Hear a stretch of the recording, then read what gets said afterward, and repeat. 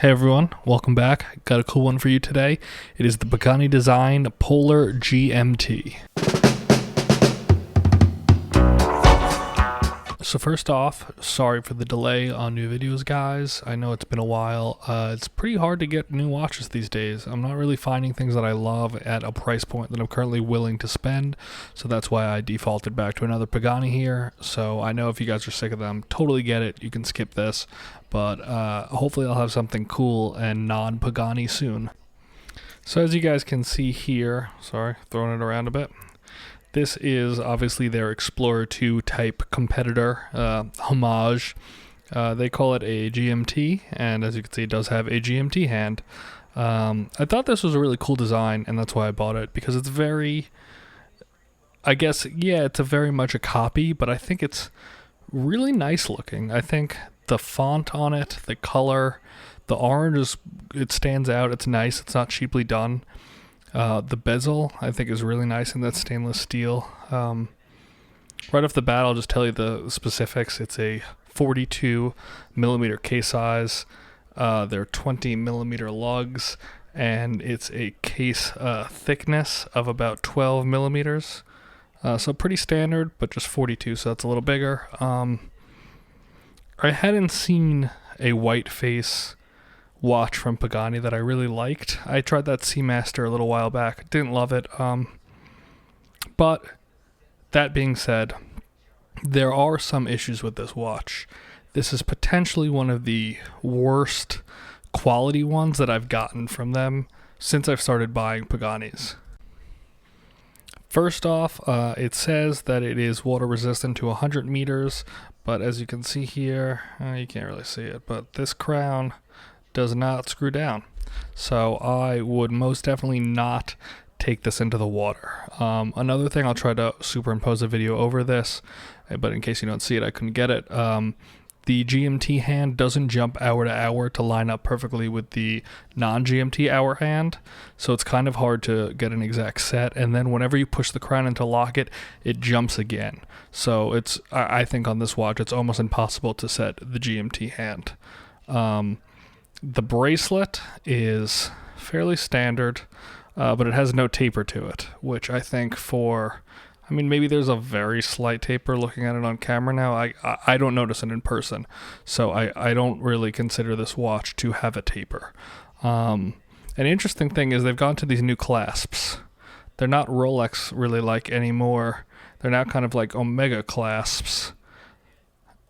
Very interesting, you know, and they also have a diver extension, as you can see here. So that is nice, but a lot of the times when this bracelet is closed, oops, got my glove stuck. I don't know if you could really see it, but it doesn't sit. It doesn't look bad right now, except for, ooh, that pin is coming out on a brand new watch.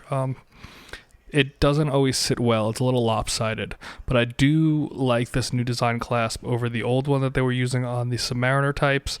I feel like it sits a lot better on the wrist, and it feels a lot more compact and not like it's going to break. I thought those Submariner type clasps always felt very cheap, and I didn't really trust them. Here it is on the wrist. One thing I do love about this watch is I do think it looks absolutely gorgeous on the wrist. I don't know if it's the white, I don't know if it's the orange, I don't know if it's the steel bezel, I don't know what it is, but I absolutely love wearing this watch, and I think that really says something about how great it looks in person, because there are some real glaring issues I have with how this watch was made and how I received it, and the fact that I still love it and I want to wear it every day really says something, I think, about how great this face looks. It's truly beautiful. I think if you get this, you will truly love how it looks on your wrist. The white is crisp. The orange is this like perfect Halloween kind of orange, and I think it looks really, really popish and beautiful. Here's a shot of the lume on this watch. It's definitely different than the other Paganis I have. It's more of like a bluish green rather than that just green color, and it does seem to last a bit longer.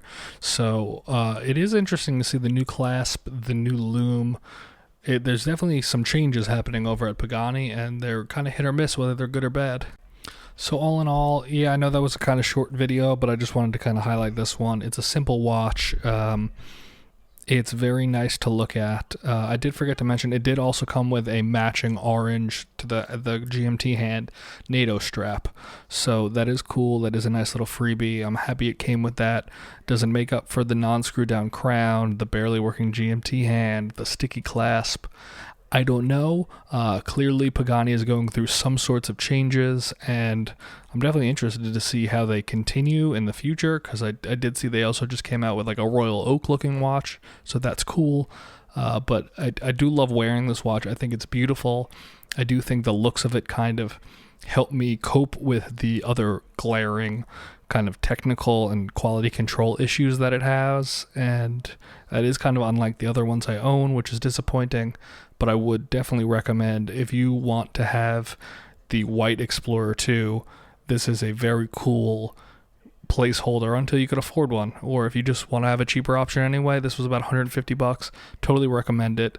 Until next time, guys, thank you, and I'll see you soon.